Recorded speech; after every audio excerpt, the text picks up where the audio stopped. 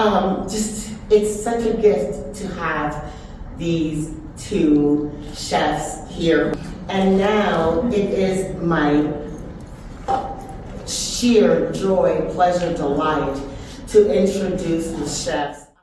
The dish that is, I guess, a new signature is actually the dish I made for this festival. We were at the supermarket, or super. Sorry, the French sometimes comes through. And I was, just discussing my original dish was akara. That's my plan was to make that. My plan was to really go deep and to do the most traditional form of it. And as we're chatting, and Angelica and I are talking, and Maritza, I'm thinking about her dish and the layers and the levels and the complexity, and I was like, oh my gosh. I feel like I want to share, I want to express a bit more, because as someone that started out as a plant-based chef, someone that was originally vegan for 9 years before deciding to start eating meat again, I always wanted to make sure that vegetarians, vegans are well fed. Everyone is well fed. So I was looking through the aisles and I saw these squash blossoms. Now I'm always shocked because, first of all, the season for me felt early. I was like, these aren't typically available at this time of the year, at least back in South Florida where I'm at. And so when I saw them, my eyes lit up. Now, remembering that moment and then flash forward to 15 minutes later when we were having the discussion about what did I want to make, and I was like, maybe a soup, maybe squash blossoms. And I was like, but that's just so, I don't know. And of course, when you challenge yourself, when you question yourself, that's probably the best time to push yourself, right? And that's exactly what I did. So I really connected with what I wanted to say about where I am right now. And I always like to make a seasonal dish based on location. I don't have a restaurant right now in my life, and that's a pleasure, that's a joy to tell everyone that. Taking a pause from the industry to kind of reflect on my life and my passion for food is not dictated by how many restaurants I own. It's dictated by how much passion I have for the food that I make and how I really connect to the food. And so making this dish for you all and for myself and my ancestors today took me to roasting the squash, roasting the pumpkin, roasting the plantain, and really thinking about the layers and the levels of how I wanted this to come to this idea of a squash blossom. Typically an Italian dish that is usually stuffed with ricotta cheese and other things. I said, why not, let's treat this as I would treat any other really robust, flavorful dish from an African Caribbean perspective. And that's exactly what we did. So it was garnished with that really rich, fresh, no dry turmeric, that was fresh turmeric curry. Took my time, cooked that, burned that curry, because when you're making curry, you have to burn it. And that burning is what opens up and it gives you the depth and the layers of flavoring. And that was really, it should be about 2 days to make curry, and it was about a day and a half. So that for me is, I guess, one of my newest signature dishes. And I hope you all enjoyed it. But before doing that, I want to give Angelica an opportunity to talk about her dish, right? What you made today, and tell us why. So today I prepared coconut fish with cilantro rice and green plantain. It took us about 24 hours to get the sauce the way that I wanted to, because going back to the labels, I'm back to our ancestry 400 years ago. We used to cook black woman, used to cook with herbs. We use a lot of herbs and different times. Everything at the same time and to mix it up. So it was a journey today when we got the sauce, 80% of the sauce done, and then we put it in the stew and we started incorporating the herbs. We started with fresh, my English, sorry. Es que no me lo sé en español tampoco. Ginger, fresh ginger. pressed ginger, oregano, cilantro, dry cilantro, cumin. We also have some dry shrimp skin powder. And it was like every 10 minutes I'm moving it. And while I was moving my spoon, I was actually like, it's like an ecstasy. It's like you disconnect from the planet, you feel good, you heal. And then I started looking at the timings and we moved on with the fish. That we started marinating the fish since yesterday with only garlic and achote, which achote is used in all Latin America, all the diaspora, you see something red, believe me, it's achote in there. And we put it in the oven, and after we take it out of the oven for about 45 minutes, because we just realized today that when you cook here, it takes longer than everyone else. Thank you for the information. And the serving play moment with Miss Marisa and our amazing volunteers. We mix the rice with the cilantro salsa from yesterday. We serve the rice first, and then second person you put the fish. Third person you put the sauce. Fourth person you put the fresh plantain that we deep fried twice. And that was my dish today that I really present with love. Why I made that dish? Because my mom used to cook when we had special moments. Even though my mom is from the Pacific, even my dad too, but I'm born in the city, Bogota. And the city we have they are very different cultures in general. It's mostly predominated by white mestizos and different food. So when my mom used to cook that fish, it connected with her side, even the family that I used to visit every 5 months. And the same dish is the one that I've been presenting in San Francisco for different events, presentations, lead demos, and people love it. And I feel very confident with that dish as well because it's very popular in the Pacific coast. As you know, most of the diasporas are located on the coast, Pacific, Caribbean, and we mostly cook seafood. And the coconut fish is one of the main dishes in the coast Pacific. So that's why I made it, and I would like to share with you guys today. It's actually suculenta is mostly like pop-ups and farmers market, and I don't want to receive. So you're doing this differently than I conceived of it, right? Because in my imagination, my very American imagination, when someone says chef, and we've had this conversation, people have a particular image in mind, and that image usually isn't you, right? But even when it is you, it's an image of you in like the white chef code and Michelin star, and you fall into the conventional ways in which we, or at least I, have come to understand what constitutes a chef, even though I'm surrounded by chefs everywhere, right? My sister, I mentioned, a dear friend, my mother, who's the first chef I ever met, right? But they don't get the title, they get the title of cook or homemaker or something else. And so I want to talk to you about this art. And not only how you came to it, but the ways in which it has shaped your life and how it has changed in your life. You mentioned working at your son's school and doing nutrition and also consulting, right? You mentioned the Afro-Colombian and making sure that people know that they're getting food from a Black woman and what that cultural heritage is. Talk to me about that lineage, that legacy, that heritage that you're carrying through your relationship with food. Thank you for the question. When I decided that I wanted to explore food, my first memory takes me back to when I was a kid with my dad and my sister and my brother. And when we wanted patties, we didn't go to the patty shop, we made patties. And we rolled the patty dough out, we made the filling, and we used the fork, we brushed it, and we filled the freezer full of patties. And that was what I knew of patties growing up as a kid. So food was always around me as a kid. You know, my parents were really big entertainers. We always had gatherings. We always had functions.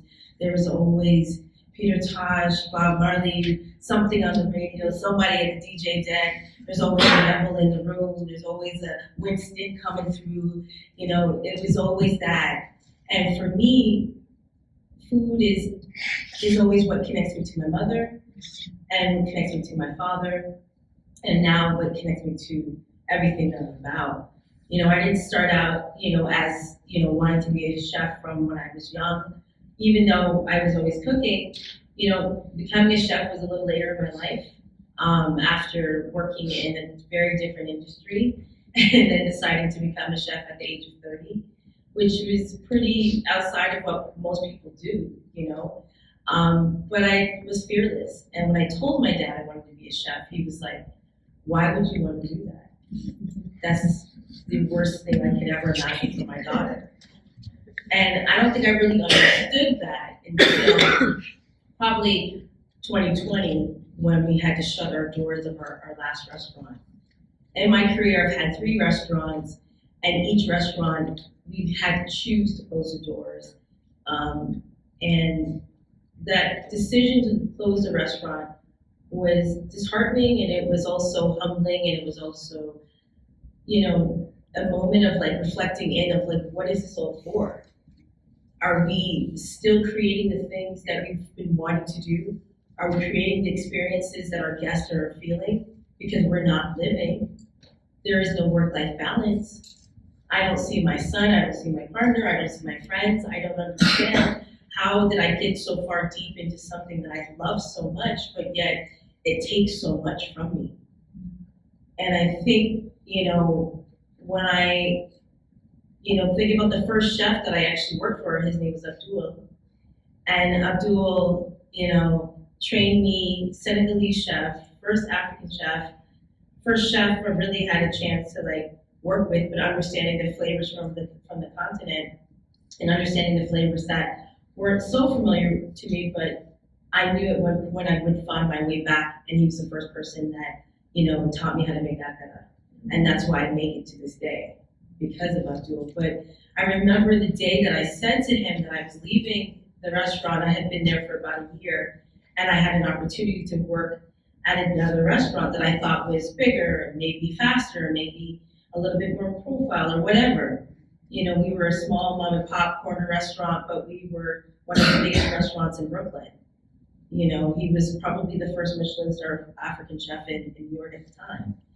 But I was, you know, wanting to learn more. I wanted to kind of experience at a different level where it was more based around nutrition, health, and this felt very far from what I was doing. And I remember him telling me, "You're never going to be a chef." And I said, "Why would you say that?" He was like, "Because you haven't stayed here long enough. You need to know when to slow down. You need to know when to say no. You need to know when is the right place for you to be." And it was here. If you're choosing to leave, bye. And I wish you well.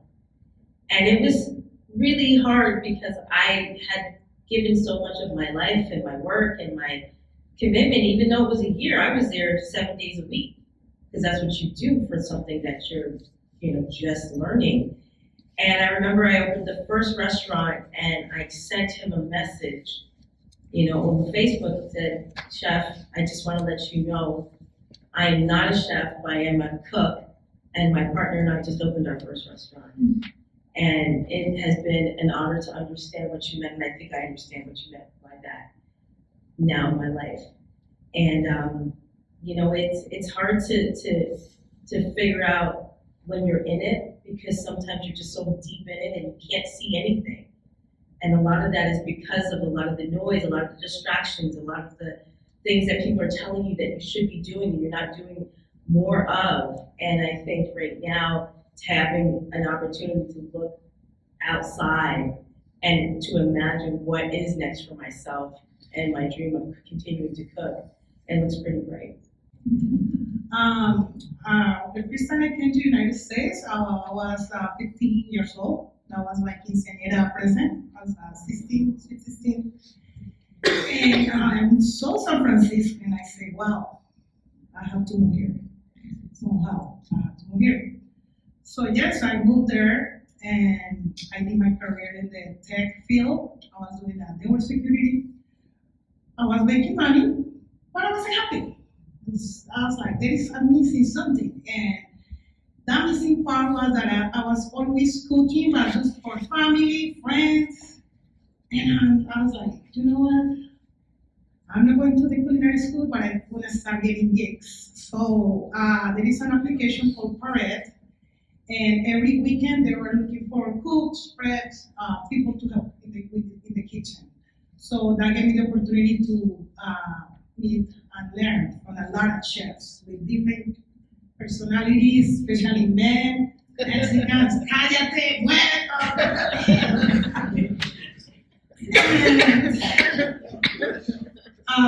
it was a lot, but I'll make it short. And then COVID came, and I was having a lot of free time. So I would just decide to start cooking and making deliveries to people. And that's when I see that suculentas are writing like, oh, what I'm doing, people are really enjoying it. Why you don't move on? So I was giving service on one center. We were collecting the COVID data that unfortunately most of Latinos and Black Latinos were dying and we were more affected, vulnerable. And they also, it was a lot of seniors and people with disabilities that they didn't have access to food. So they were looking for a cook and someone with all these health department certificates. So I was like, let's get those certificates and start giving to passion cooking to community. So I was leading this community center for people with disability and seniors. And we were also providing their food for about 2 years. So it was 2 years of my life that I was just focused on the kitchen. No more technology, just the kitchen. And let me tell you, wow, it's a lot, that's a lot of work. People think that you cook and people eat it and that's all. No, it's a lot of thinking, it's a lot of space mentally. So I can say that chefs, I'm going to that point because I still don't consider myself as a chef because I think a chef is someone that has more knowledge. You have to, because food changes every day, techniques, it's more than that. It's science, it's biology, it's a lot of, it's culture involved. So I still not considering myself like, oh, she's the chef. I feel like I'm still learning. And after that, I started with Suculenta, which is my business. And it's a start off because I noticed in San Francisco, a lot of people from Colombia using the Black Colombian or Afro-Colombian name as an object. So saying, oh, today we offer Afro-Colombian food. And tomorrow we offer Afro-Colombian music, but they were all white. So I was like, wait a minute. This is, because I felt like an object, like, I was feeling like these people don't see us as a human beings. So it's when I start with getting my registration, putting my Suculenta name legal, and we were focused only in Black and Black Latino events. And focusing in the food and the music, which is actually Black growth in Latin America. And right now, I got to the point that tech and food came together because I'm offering my food business and my knowledge and my tech knowledge to this program and organization, which is called Llama's Kitchen, and it's also for Afro-Latinos and Afro-Americans entrepreneurs. So we help them to build their business and also visualize their culture to food and events, cultural events. So that's where we are right now with Suculenta. And I'm still learning from chefs. I'm glad that it was beautiful human being. I was so scared because she's like, wow, I mean, she has a book. All these people, and wow, and it's amazing. A lot of diasporic connections in the comments that you all are sharing, different linkages being made. And I wanted to ask a diaspora question, but I'm actually going to ask a more broad, general cultural question at the moment. Would you consider yourself cultural bearers? Because a major part of what I'm hearing is that you feel a sense of not just passion or obligation, but almost a calling to protect the things that you've created, the things that have been handed down to you in terms of foodways and the culinary arts. So talk to me about carrying that culture forward, being protectors and purveyors of that culture. And I'm wondering if you can couch it in what being a chef has given you, because we know what it has taken, right? You shared that, and we understand the sacrifices that have been made. But I'm also wondering about what you have gained from it as culture bearers, culture protectors of African diaspora foodways.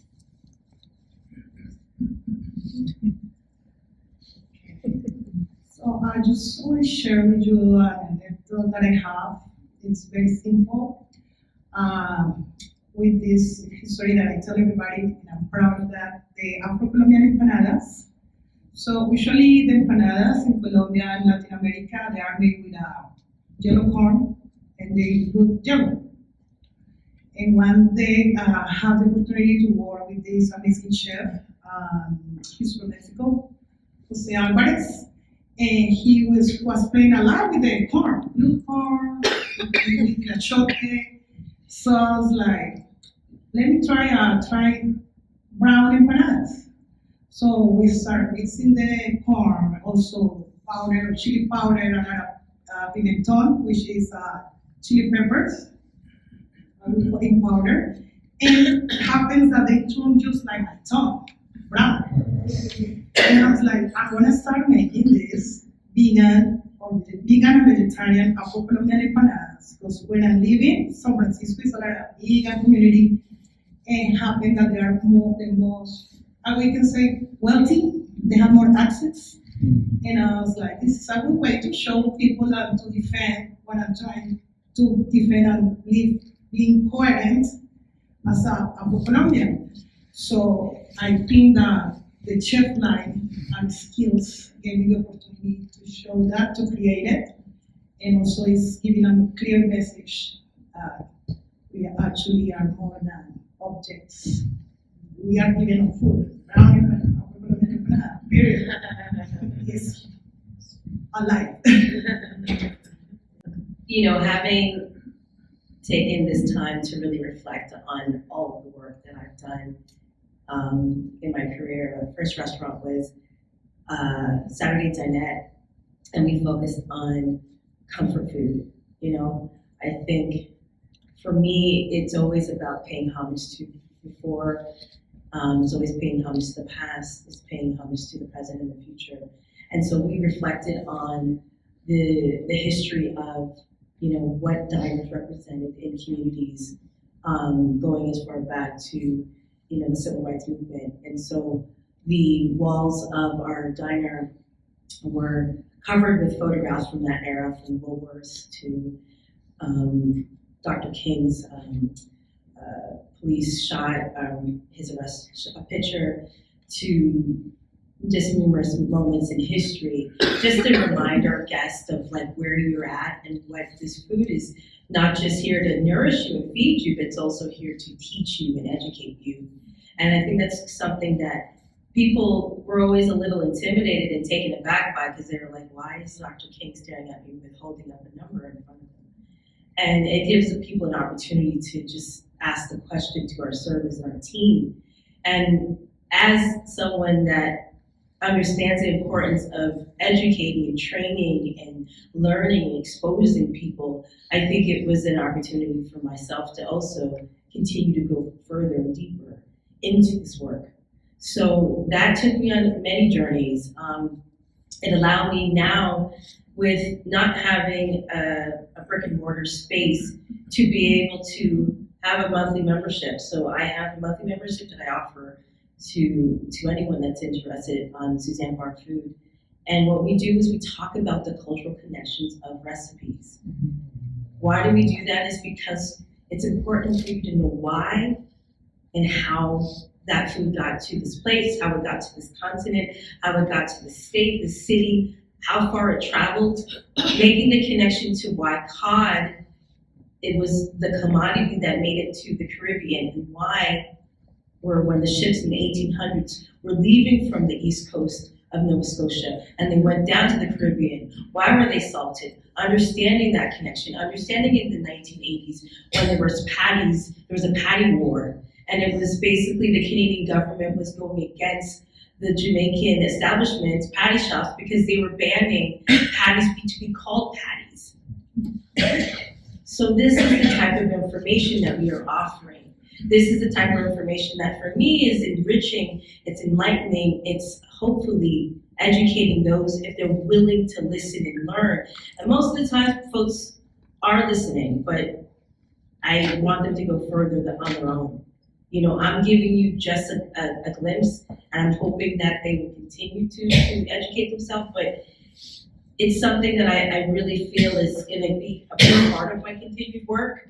You know, writing a book of my life was, you know, something that I had never imagined, and now being in this position to continue to cook and learn about the flavors, the importance of why palm oil is something of an issue in the environmental sense of deforestation, but understanding that it is also a part of the cultural history of Africans and why we still use that, and why it's so important that we talk about these foods that people are trying to erase and say that we should not be eating it because it gives us high cholesterol or LDL goes up. These are the things that we are trying to fight for, but we don't need to fight for it. We just need to make sure we learn and understand why this food is important to us, how it came to us, why it needs to be celebrated and not looked down upon. Having a little bit of an allergic reaction. For the chef in the middle, could you expound on what the number was that Dr. King held up and what was the significance of that? Could you also expound on, I was just a child when he died, so I'm not aware of it, haven't heard it in any the celebrations since then. And could you also speak more about the Patty War from the Canadian government, and why and what was that all about, and how did it end up turning out? So it was his mugshot when he was first arrested. Yeah, sorry if I wasn't more specific. It was his mugshot. So that was the photograph that we had framed and we put up on the wall. And a lot of folks don't, have never seen that. So I think a lot of people, in particular Canadians, I'm Canadian by birth.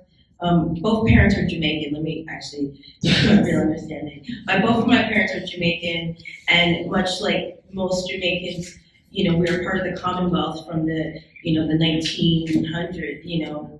They colonized most of all of the Caribbean, and if not before, in Africa and so on. But my family was part of the Windwash generation, so we went from Jamaica to England, and then from England we came to Canada.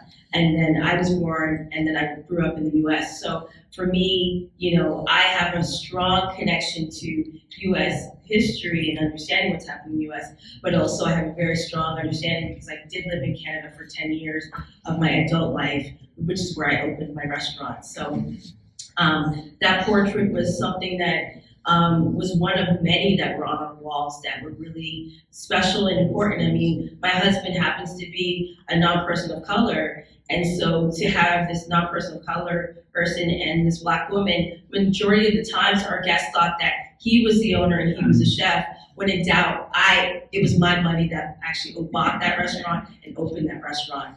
And we met and we married and we have a child, and but trying to, constantly, and even in my own space, I was always having to defend and to show what my worth is. Little did I, knowing for me that I am enough. Like, I am who I say I am. I'm showing up every day, and I'm there cooking, but every guest coming through the door, until word got around, was that your cook is fantastic. You're an amazing chef. How did you find her? So these are the stories that really riddled me in the very early stages, but not so much because, it's also, white folks. So just to be very honest. So, and then as far as the patty wars are concerned, so that happened in the 1980s. And so basically what happened to where it evolved to, because there's a lot of story there, and I would just recommend that you go to check it out. But it's called Patty versus Patty. There's actually a documentary that is on CBC, sorry, and it's which is a Canadian broadcast channel, and you can find it on YouTube. But it's called Patty versus Patty. So in the end, they allowed the patty shops to continue to call the patties. So it was, a very interesting conversation, but I don't want to take away from really all that we're here to talk about, but it is something to look and research and learn more about. So thank you for asking me to dig a little bit deeper. So we had the squash blossom with the pumpkin puree, which was really scented with a lot of orange zest and orange juice. And then we had, next to that was the akara. I hope you noticed that in both of our offerings today, you had Christmas on a plate. I mean, like, truly, there's the green rice with the red and natto fish with the coconut sauce. And then with mine, you had the two types of akara. One that had also a natto spice, and then the other was fresh spiced herbs, which is cilantro, parsley, fresh onions, and garlic, and things of that sort. So, I think we intentionally and unintentionally did that, but really being here, it was really great to be able to explore the flavors and the essence of what makes the Southwest and what makes New Mexico and Albuquerque so special. So those were both of the akara. So akara, for those that don't know what that is, it's actually black-eyed peas that the shells have been removed. They are then processed, then they are pureed down with hot pepper, Scotch bonnet, fresh ingredients, the onions and the garlic and other so-ons, everything. But there's recipes out there. And then of course it's deep fried. So the green, the larger one that was fried in palm oil, and then the other one was just deep fried in more canola oil. The reason why I gave you two different fries was just so that you can see if you can identify the taste of flavors and the depth that was went into it. One was a little bit more spice, the other one was a little bit more surface and more kind of direct warming. And then you had the coconut slaw, and then you had the ginger tamarind molasses. Now, akara can be found not just coming from certain parts of Africa, whether it's West Africa, but it's also something you can find in Brazil, acarajé, and it's a bit of a thicker and a larger fritter, and they split it open and then they fill it with different insides. There's an okra mix salad. There's different salads and the fresh shrimp that go on there, or fried shrimp that go on there, and so this was a playful way to kind of give you an essence of what our food is about, and of course the coconut sauce or the curry sauce that I talked about earlier. Yeah, I would say from my experience working with different African Americans, Californian chefs, especially in the program for seniors, and seniors, they are particularly when the food is the traditional way. So what I'm saying is like when people like also Venezuela lab with the chefs, that's part of the Black community. And me, that's somewhere I would do it open for another talk. My food also is opening and giving me some access to the Black community in the United States, which is very in some respects. But there is a little space that way we can meet and say, oh yes, we are free from the same both. Thank you. We have time for one more question from the audience. Yes, hello lady. Yesterday I did a lecture at one of the citizens center about seeds and how it was transported from Africa, South America to America.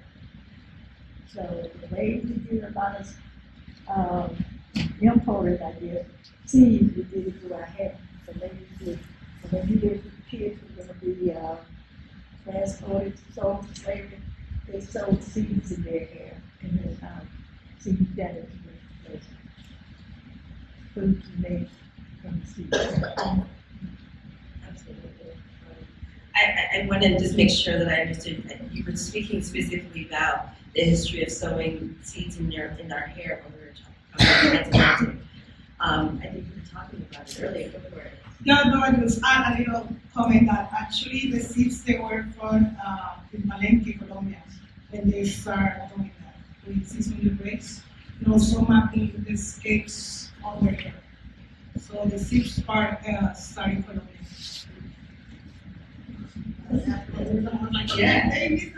Yeah.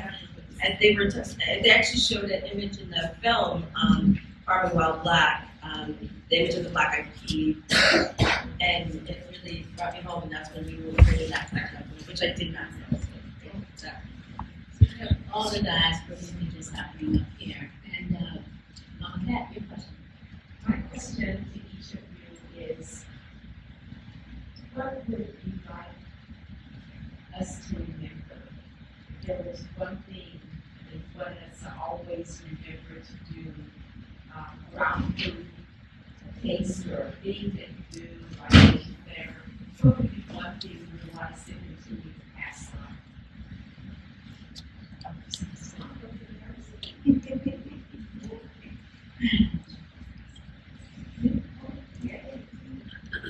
I will definitely would like you to remember for this specific dish that it was diaspora presenting, and we're presenting community, we're presenting collaboration, and it was about you feeling good eating it. Like if you even asking me that question, you'd be like, oh, she enjoyed the dish. So I will definitely like to remember you all this, that it was a diaspora dish, that it was community, collective work, and soul. Like, joy. That sounds like call and response. I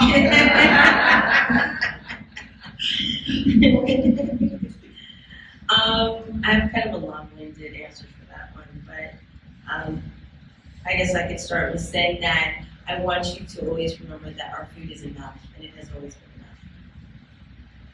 enough. The number one restaurant in the nation right now is an Afro-Caribbean restaurant, let's call it. Bobby Owuchi's restaurant, Tatiana in New York, is a number one restaurant in the nation, and hopefully they might be eventually when we voted. And I mean, that's also if you follow those rules, and if you follow those ratings, whether it's Michelin or Zagat or whatever it might be, but to actually hear and to understand that, like, our food is enough. We don't need to make excuses for it. We don't need to dial it down. We don't need to push it to the side. We don't need to not make it smell so. We don't need it to not be so loud and so bright and powerful. My objective today was to make sure that you were eating with your eyes first, then pick up that fork, that spoon, and enjoy every flavor. You understood the depth that we put into understanding and making these dishes so personal and making with so much love. So our food is enough. We are enough. We radiate so much love and brightness and fullness, and our diaspora is so vast and boundless. And that's something that I can honestly say that I am so honored to be able to make this food and to feel this and to go through this process of crafting and studying and learning and living. I said last question 3 questions ago, so this is the absolute last question coming from the corner here. Final thoughts? No? No? All right, well, last 2 questions. Okay, so we're going to conclude here, and we're going to go here first, and then we're going to say goodnight because I do want to honor my promise to get you guys out here and losing the time. So we'll take your question, then your question, how you guys can respond to either or both. I grew up in Brooklyn. I lived on both coasts in San Francisco and LA. And I love seafood. And now I live in Las Cruces, New Mexico. Is there anything? I just don't know what to do with myself.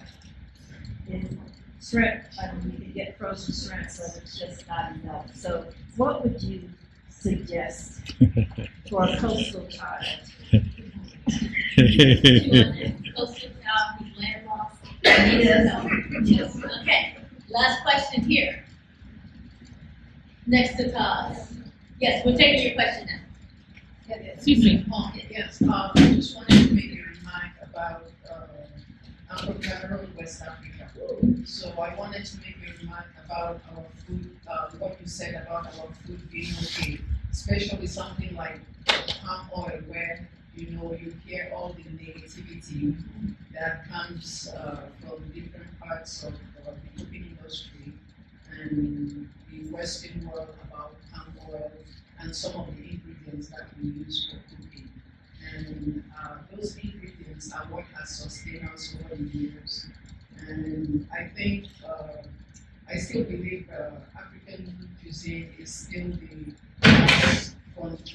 last frontier of food. And I think we're making strides in promoting our food and putting what we do out there. So I want to thank you both for the incredible food that you prepared today. And I was especially happy to see the akara. Thank you. What can she do? Besides come home with you. There's a few really incredible companies that ship around the world. Specifically that are sustainable seafood options if you're interested. That I would probably start there with looking online with some options, and I can share some of those. I have some friends that are up in that are in Nova Scotia. I have some friends that are on the West Coast in Vancouver Island that do provide for absolutely folks that don't have access to the fresh seafood but want to get it. They do ship next day, which is and it's not unaffordable. It's actually affordable, and they do that intentional.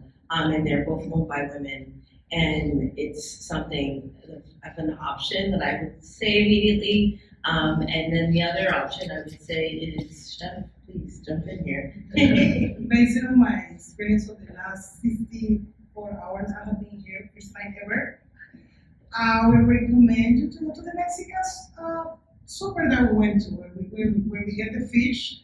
They have frozen, but they also have fresh. And you can ask them, I would like to get fresh shrimp for tomorrow or 3 days. I'm pretty sure they can get it. They have a lot of diverse seafood ingredients.